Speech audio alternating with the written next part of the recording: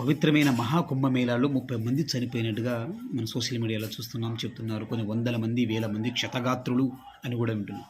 దీని మీద మన పవన్ కళ్యాణ్ గారు, ఎందుకు మీరు పవన్ కళ్యాణ్ గారి గురించి మాట్లాడతారంటే, కొత్తగా గెలిచిన తర్వాత, కొత్తగా ఉప ముఖ్యమంత్రి అయిన తర్వాత పవన్ కళ్యాణ్ గారు తన రాష్ట్రం గురించి కానీ, అభివృద్ధి గురించి కానీ, తన శాఖ గురించి కానీ వదిలిపెట్టేసి కల్తీలో లడ్డు, లడ్డులో కల్తీ అనే అంశాన్ని రచ్చ చేసి దేశం దహించుకుపోతుంది, బయటకు రండి హిందువులంతా, దానికోసం నేను ఉన్నాను, నేనే ధర్మ పరిరక్షకుడిని, సనాతన ధర్మ బోర్డు ఏర్పాటు చేయాలని చెప్పి రచ్చ చేసిన పవన్ కళ్యాణ్, మరి అదే సనాతన ధర్మంలో భాగమైన కుంభమేళాలో పవిత్రమైన స్నానాల దగ్గర, ఘట్టాల దగ్గర 30 మంది, ఆపై చిలుకు 100 మంది గాయపడితే విచారకరం, బాధాకరం అని చెప్పి కేవలం ఒక స్టేట్మెంట్తో సరిపుచ్చారు పవన్ కళ్యాణ్ గారు.